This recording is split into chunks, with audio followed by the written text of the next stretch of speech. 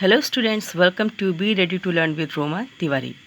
Today I will explain section C of Unit 1, A Ship on Fire at Sea. Before I start the explanation, let me just introduce the chapter that this is not the exact and the actual title. This chapter is an extract from the novel written by Jane Inglow, and the name of the novel is Of the Kellicks. Now, what is Kellick? Kellick is an island which is located in Ireland, which means uh, rocks in the sea. Now, let's start the chapter, start the explanation line by line. Okay students, there are two ladies on a ship, और वो लोग एक ऐसा नज़ारा देख लेते हैं, एक ऐसा व्यू देख लेते हैं जो बहुत ही हॉरिबल है ना। एक लेडी है, वो कहती है what is it, I exclaimed, what can it be. Exclaimed means होता है आश्चर्यचकित हो जाना। एक लेडी राइटर से कहती है कि ये क्या है और ये क्या हो सकता है। She pointed with her finger and as a yash swung around as she said look there ma'am look. उसने अपनी उंगलियों से इशारा करते हुए देखा, अपनी उंगली से इशारा करते हुए दिखाया कि मैम उधर देखिए, वो क्या है। As she spoke objects came into my view. Now the writer says कि जैसे ही उसने मुझे दिखाने की कोशिश की, मेरे सामने दो स्ट्रेंज मीन्स अजनबी ऑब्जेक्ट सामने आते हैं।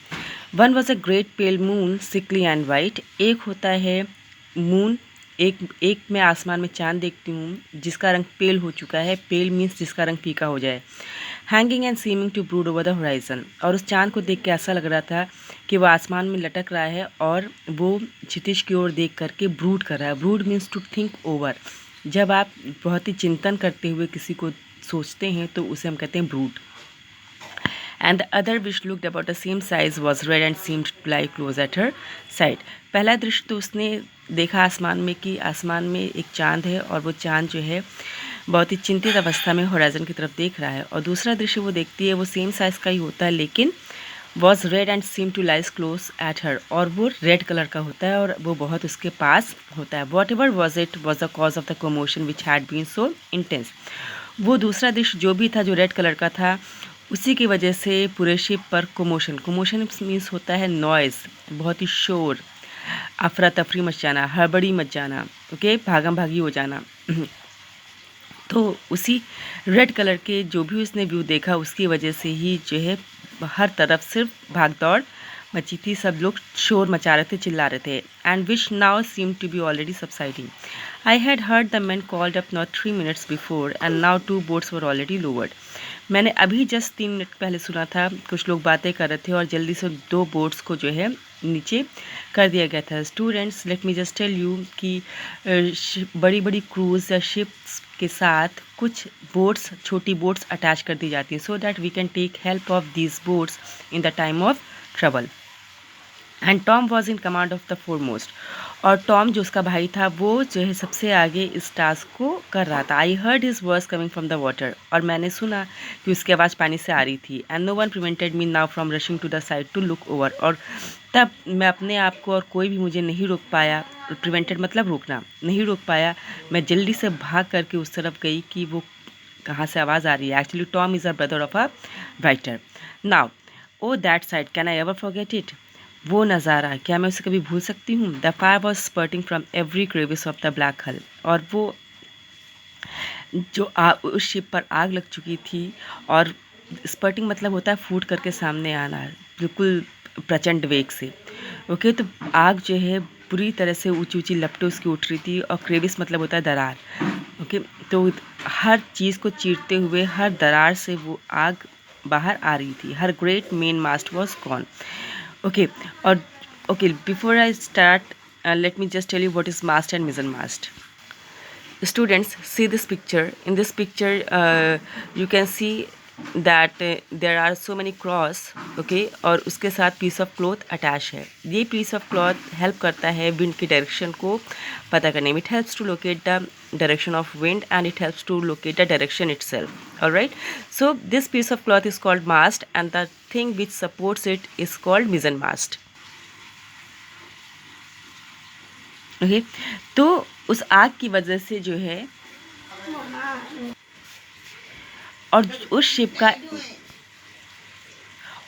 शिप का मेन मास्ट जो है आग की चपेट में आ चुका था। और मिजन मास्ट ले with several white seal surging about in the water, और जो मिजन मास्ट थे वो भी जो है पानी में डूबते चले जाए थे। And she was dragging it along with her. यहाँ पर what is she is use for fire. वो आग जो है सबको अपनी चपेट में ले रही थी। ड्रैगिंग मतलब होता है खींचना, ओके, स्ट्रेच करना, और आग अपने साथ सब कुछ लिए जा रही थी। The foremast only stood and its rigging and sails had not yet cot.